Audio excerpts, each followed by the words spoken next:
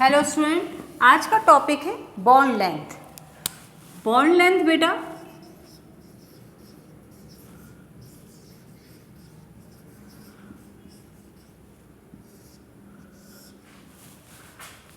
Covalent bond जब overlapping of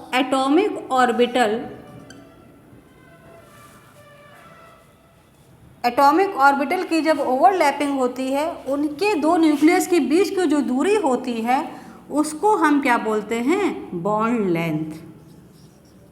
ये है बॉन्ड लेंथ, राइट। तो बॉन्ड लेंथ की डेफिनेशन क्या बन रही है बेटा? Covalent bond is form during the overlapping of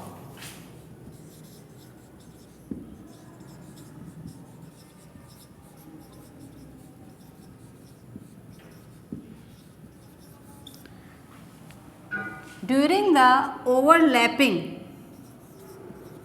of two atomic orbitals, right? During the overlapping of two atomic orbitals, nuclei of both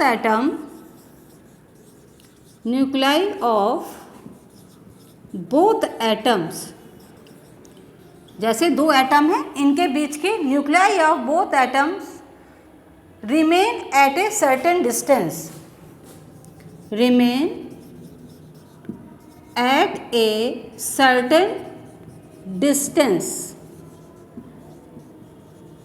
right.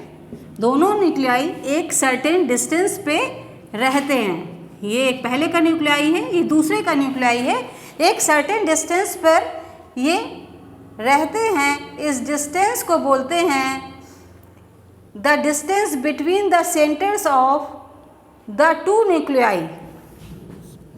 The distance between the centres of two nuclei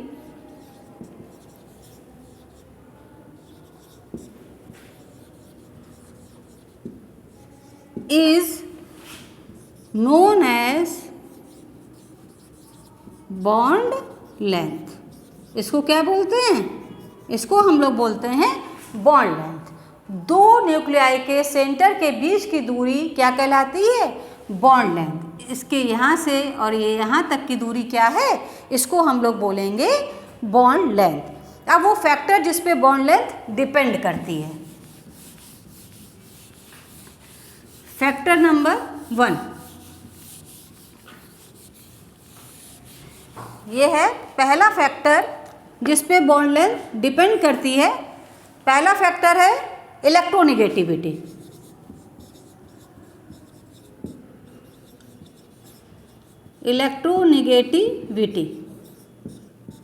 ठीक, जितनी ज़्यादा electronegativity होगी bond length उतनी ही कम होगी। ये inversely proportional to bond length. Electronegativity is inversely proportional to bond length. Electronegativity अगर atom की जितनी ज़्यादा है उसकी बॉन्ड लेंथ क्या होगी? उतनी ही कम होगी। ठीक। दूसरा फैक्टर है बॉन्ड ऑर्डर। दूसरा फैक्टर है बॉन्ड ऑर्डर जिस पर बॉन्ड लेंथ डिपेंड करती है। तो बॉन्ड ऑर्डर क्या है? ये भी inversely proportional to bond length. Bond length के इन्वर्सली प्रोपोर्शनल होगा बॉन्ड ऑर्डर। ठीक है। अब यूज ऑफ बॉन्ड लेंथ क्या है? Use of bond length, use of bond length.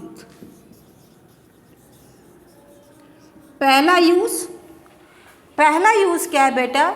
Structure of compound in determining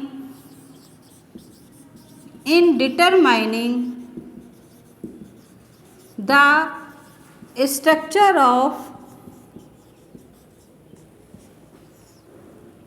compound मतलब उसमें सिंगल बॉन्ड है या ट्रिपल बॉन्ड है या डबल बॉन्ड है, ये सब कैसे पता लगेगा हमको? बॉन्ड लेंथ के द्वारा हम इसका पता लगा सकते हैं। दूसरा क्या है? Stability of compound. दूसरा फैक्टर क्या है बेटा? Stability of compound.